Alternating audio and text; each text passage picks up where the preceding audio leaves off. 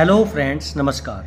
आप सभी का आपके अपने यूट्यूब चैनल नैन स्कूल पर हार्दिक स्वागत है। जीसीएम की पेंशन विभाग के अधिकारियों के साथ मीटिंग ब्रीफिंग के लिए लेटर आया सामने। जैसा मैंने कल आपको बता दिया था कि देखिए पेंशन विभाग के साथ जीसीएम की एक मीटिंग हुई है और उसमें कुछ बातों पर डिस्कशन हुआ है।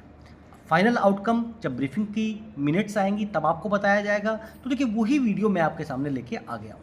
पेंशनर्स में खुशी की लहर, कम्यूटेशन 12 साल 8वें वेतन आयोग में, ऐसी बहुत सारी जानकारियां इस वीडियो में आपको मिलने वाली हैं। तो आपसे अनुरोध करता हूं कि वीडियो स्किप किए बिना आप एंड तक ज़रूर बने रहिए। करते हैं शुरुआत अपने आज के वीडियो की। अगर आप मेरे चैनल पर नए हैं, चैनल को सब्सक्राइब कर लीजिए। वीडियो पसंद आए तो लाइक और शेयर ज़रूर करें। देखिए सबसे पहले अगर हम बात करें तो 29 मार्च 2025 नेशनल काउंसिल स्टाफ साइड की तरफ से एक लेटर आता है to all the staff side members of National Council JCM. Subject: Brief on the meeting held with Secretary Pensions DOPPW on 29 March 2025 through video conference on the provision on pension disparity passed in the Finance Bill by the Parliament. जो parliament ने finance bill pass किया है उसमें pension disparity को लेकर एक video conferencing के through जो बातचीत हुई उसके बारे में आपको अवगत कराना है। Dear comrades, the Government of India, while moving the Finance Bill for the approval of Parliament, has included a chapter of validation of Central Civil Service pension rules and privileges principles for expenditure on pension liabilities from the Consolidated Fund of India। कि देखिए जो भारत की संचित निधि है उससे पैसा निकालने के लिए जो सिविल सर्विस रूल हैं उनको वैलिडेट करने के लिए एक चैप्टर उसमें जोड़ा गया। इसको लेकर देखिए बहुत ज़्यादा बातचीत चली और ऐसा लगा कि कहीं ना कहीं उसमें छठे वेतन आयोग को लेकर जो डिस्पैरिटी थी उसको कहीं ना कहीं सरकार लागू करने वाली है। उसको लेकर कई सवाल भी मन में उठे कि देखिए 8वें वेतन आयोग से पहले ही ऐसे क्यों, क्योंकि अगर वैलिडेशन 1972 से आपको करना है तो देखिए ऑलरेडी चला आ रहा है, तो आपने 6 CPC 7 CPC कैसे दिया। इसको लेकर देखिए बहुत ज़्यादा संशय की स्थिति आई और JCM के जो अधिकारी हैं उन्होंने पेंशन विभाग के साथ एक मीटिंग की। उस मीटिंग के कुछ बातें जो हैं इस वीडियो में आपको बता रहा हूं। देखिए ये पूरा इंग्लिश में है और मैंने इसके आगे देखिए इसका हिंदी रूपांतरण भी कर रखा है। संसद में वित्त विधेयक पारित होने के बाद NCJCM के कर्मचारी पक्ष और विभिन्न पेंशनभोगी संघों द्वारा संसद के अंदर और बाहर विरोध किया गया था, क्योंकि यह 7 CPC द्वारा अनुशंसित और भारत सरकार द्वारा लागू पेंशन में समानता को खत्म कर देता है।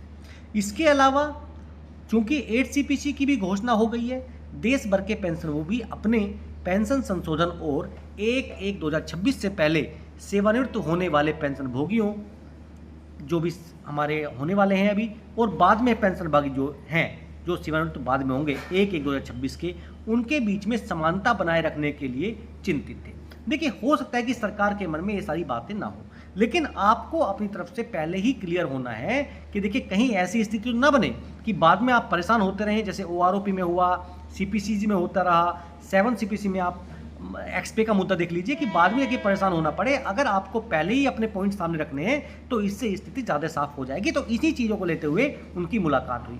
इस स्थिति में सचिव पेंशन आज वीडियो कॉन्फ्रेंसिंग के माध्यम से राष्ट्रीय सचिव JCM की स्थायी समिति के कर्मचारी पक्ष के सदस्यों और कुछ पेंशनभोगी संघों के साथ बैठक की। इस बैठक में देखिए कर्मचारी पक्ष के शिव गोपाल मिश्रा जी, गुमान सिंह, श्री कुमार जी, भोंसले, शंकर राव और रूपक शंकर सरकार जो है शामिल थे।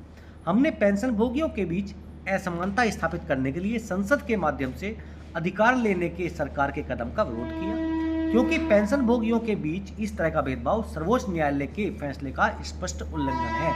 मैं आपको लगातार बता रहा हूं कि देखिए जो कट ऑफ डेट्स के आधार पर, डेट ऑफ रिटायरमेंट्स के आधार पर अगर पेंशनभोगियों में डिफरेंशिएशन किया जाता है तो सुप्रीम कोर्ट बार बार इसकी आलोचना करता रहा है और साथ ही पेंशनभोगियों के लिए पेंशन योजना की सिफारिशों पर भी एक खतरा है।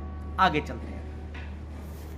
7वें वेतन आयोग को सरकार ने 1/1/2016 से पहले और बाद के सेवानिवृत्त हुए पेंशनभोगियों के बीच समानता बनाए रखने के लिए स्वीकार किया था कि भैया इसमें कोई डिफ्रेंशिएट नहीं किया जाएगा और उसके लिए सरकार की देखिए तारीफ भी की गई थी। सरकार ने 8वें वेतन आयोग की घोषणा की है और वर्तमान निर्णय पेंशनभोगियों के लिए एक बहुत बड़ा झटका है। इसीलिए सरकार को इस पर पुनर्विचार करने और इसे वापस लेने की आवश्यकता है। हमारे विचारों का पेंशनभोगी संघों ने भी समर्थन किया। कर्मचारी पक्ष के सदस्यों और पेंशनर्स एसोसिएशंस के प्रतिनिधि जो भी थे, उन्होंने देखिए यहाँ पर कुछ बातें स्पष्ट की। क्योंकि 5th सीपीसी और 6th सीपीसी में 1/1/1996 से पहले और बाद में, और छठे वेतन आयोग में भी 2006 से पहले और बाद में जो पेंशनभोगी थे, उनकी पेंशनों में असमानता बरकरार बनाए रखी थी, जिस पर सरकार की देखिए काफ़ी आलोचना भी हुई थी, और सरकार ने उनको देखिए एक्सेप्ट भी कर लिया था। हालांकि सुप्रीम कोर्ट के अनुसार सरकार के पास पेंशन नियमों में ऐसा कोई अधिकार नहीं था, इसलिए सरकार ने उस अधिकार के सीसीएस पेंशन में प्रावधान शामिल किए हैं। क्योंकि देखिए सरकार के पास वहाँ पर कोई प्रावधान नहीं था, इसलिए उन्होंने सीसीएस पेंशन रूल्स में एक फाइनेंस बिल के तहत लेके आए। अगर ऐसा होता है तो ये देखिए बहुत एक चिंतनीय बात है।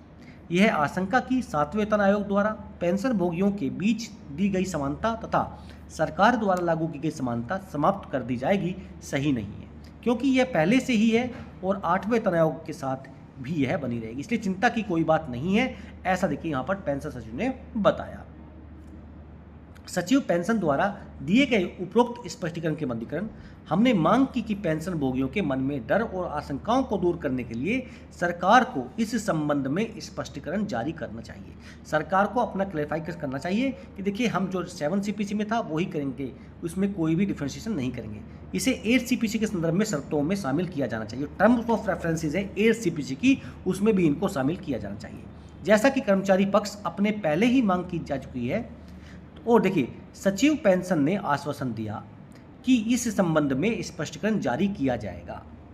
12 वर्षों के बाद पेंशन के कम्यूटेड हिस्से की बहाली के बारे में पूछे गए प्रश्न पर उन्होंने बताया कि इस मामले में भी 8वें वेतन आयोग को भेजने का निर्णय लिया है। तो देखिए बहुत बड़ी बात यह है कि 8वें वेतन आयोग में जो आपका कम्पिटिशन का पीरियड 12 साल करने की बात है, उन्होंने कहा कि देखिए ये 8वें वेतन आयोग में भेजने वाले हैं हम, इसके बारे में भी देखिए यहाँ पर बताया गया। तो एक बहुत पॉजिटिव आउटकम यहाँ से निकल के सामने आ रहा है, और पेंशनर्स में इसमें काफ़ी ज़्यादा खुशी का माहौल है कि अगर देखिए 8वें वेतन आयोग में जो 12 साल कम्पिटिशन का पीरियड है वो डाला जाए, और अगर रिकमेंडेशंस आती है और सरकार उसको एक्सेप्ट कर लेती है, तो कर्मचारियों को, पेंशनर्स को देखिए बहुत ज़्यादा इसमें लाभ होने की संभावनाएं बन जाती हैं। तो ये थी आज की प्रमुख जानकारी आपको कैसी लगी कमेंट करके ज़रूर बताइएगा।